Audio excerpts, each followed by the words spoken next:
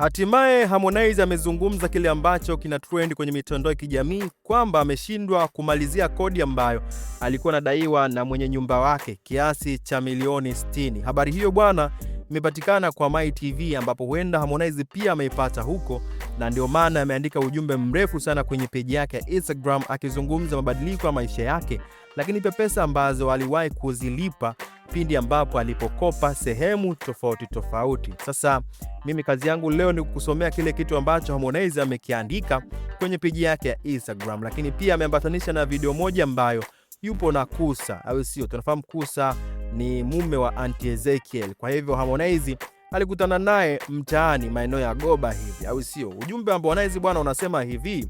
Lakini kabla tujaendelea mbele bwana, nikukumbushe tu ambaye bado hujajiunga na sisi kwa kusubscribe, gusa maandishi mekundu hapo chini ya video yako ambayo imeandikwa subscribe, kisha bonyeza alama ya kengele ambayo itajitokeza ili uwe mtu wa kwanza kabisa kupata habari na matukio mbalimbali. Lakini pia comment hapo chini chochote kile ambacho unajisikia comment, kama ni ushauri na vitu kama hizo, lakini pia like na kushare kwa watu wengine. Utakometisha ile kina manoma. Harmonize anasema kwamba kama nilivyosikia madai, baba mwenye nyumba ananidai, nyumba kanijia juu. Harmonize anasema hivi, kama mlivyosikia nadaiwa, baba mwenye nyumba kanijia juu, imenibidi nifungashe, uzuri nimepata nyumba nzuri kali tu maeneo ya Goba. Huku binafsi sijawahi kuwa muoga wa madeni wala maisha. Kama kuna mtu anakudai au hata mtandao wa simu unakudai na unasoma hii posti, usirudi nyuma, usijali.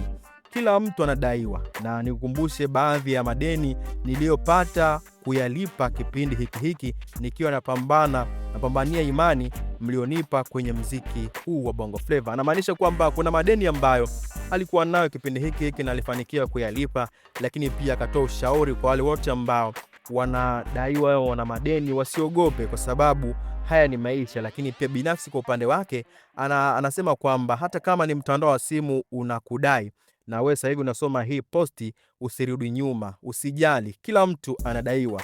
Na hapo ndipo akaandika orodha ya vitu vitano ambavyo ametumia pesa kwa ajili ya hivyo vitu. Tunakumbuka kipindi kile wakati anatoka WCB Wasafi, alisema kwamba alitoa kiasi cha milioni 600 kwenye lebo. Kwa hivyo aliandika kabisa hapa milioni 600, akaandika pia benki ambayo ilikuwa anamdai milioni 200, akaandika pia Dr. Jembe ambaye pia huyu tunafahamu kipindi Harmonize ametoka alikuwa sana na huyu Dr. Jembe, wengi wanamfahamu, milioni 100.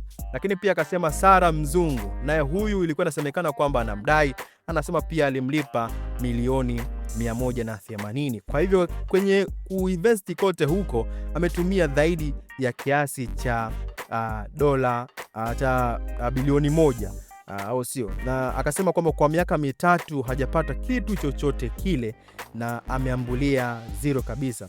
Anasema haya machache kwa kuyatazama, lakini mazito sana kuyatengeneza. Sina jasho la mtu, na hii imenifunza hakuna kitu cha bure, kutofautisha kati ya makubaliano na maridhiano. Sijai kuleta janja wala kutafuta kisingizio cha kudhurumu au haki ya mtu. Hakuna laana inayonipata, upendo na huruma yenu imeniwezesha. Please keep going. Awisi wanamaanisha kwamba usikate tamaa, endelea kupambana. Lakini pia nasema sio vizuri sana kujisifu mafanikio machoni pa watu, ndio maana huwa na nyamazaga hata lisemwe nini, ila we jua kwamba nimefanikiwa kimaisha mapema mno ukifananisha na mimi wa zamani. Anasema pia parking yake sasa ina thamani ya shilingi bilioni 2. Akataja magari ambayo yapo kwenye parking yake ambayo yana thamani hiyo. Lakini pia anasema kwamba kwenye mziki wake kuna hela nyingi sana, ni zaidi ya dola za Kimarekani milioni ngapi hapa, milioni 5, au sio? Dola za Kimarekani sijui ni shingapi, tutakonvert hapo tuangalie, nitakuandikia hapo. Lakini pia akisema kwamba nikisema niuze leo sina mkopo wala marejesho yoyote mpaka nijifunze elimu ya fedha kwanza, then nitakopa. Always jana mvua ilichapa sana kipande cha Goba Buba ni kipande cha Goba nikakutana na Kusa. Mazungumzo yetu yalijikita zaidi katika kutambua mchango, thamani ya watu tulionao wanaojitoa usiku na mchana kwa ajili yetu. lakini pia nyakati hizi mambo ni mengi sana, hata ufanye nini unahitaji mtu sahihi pia ni rahisi sana, hasa kwa sisi vijana kujisahau na kuchukulia poa uliye naye. For sometimes imagine mama mtu akakubali tuhamie zetu Goba, hana noma.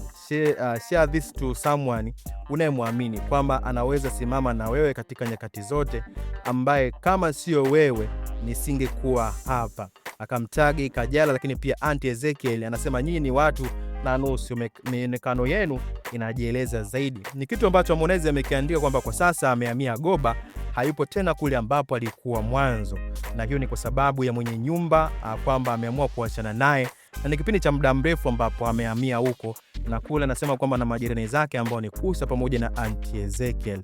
Bwana, hicho ni kitu ambacho Harmonize amekiandika, lakini pia akisema kwamba watu wasikate tamaa kwa sababu kuna vingi ambavyo viko mbele yao. Bwana, dondosha maoni yako hapo chini. Kama bado hujajiunga na sisi, pia subscribe ili uweze kupata habari na matukio mbalimbali ambayo yana trend kwenye mitandao ya kijamii. Watu ni wengi sana ambao wametoa maoni yao. Tumeona kuna Azaboy pia, naye huyo anaishi Goba, anasema kaka Konde, ukiwa unaenda mlimani naomba nipitie hapa Goba Center. Na wengi pia kama Yombo anasema pia Wagoba mje hapa tusalimiane. Kwa hivyo wapo wengi ambao wanaishi Goba ambao Harmonize watakuwa ni majirani zake. Hicho ndio kitu ambacho Harmonize amekizungumza baada ya mwenye nyumba kusema kwamba anamdai kiasi cha milioni 60, na lakini pia anasema kwamba akikutana na Harmonize mara nyingi huwa anainamisha kichwa chini kwamba yani anaogopa, au sio? Ni kitu ambacho Harmonize amekizungumzia, lakini pia akasema kwamba msiogope, kama mnadaiwa pambaneni, kwa sababu kila mtu huwa anadaiwa.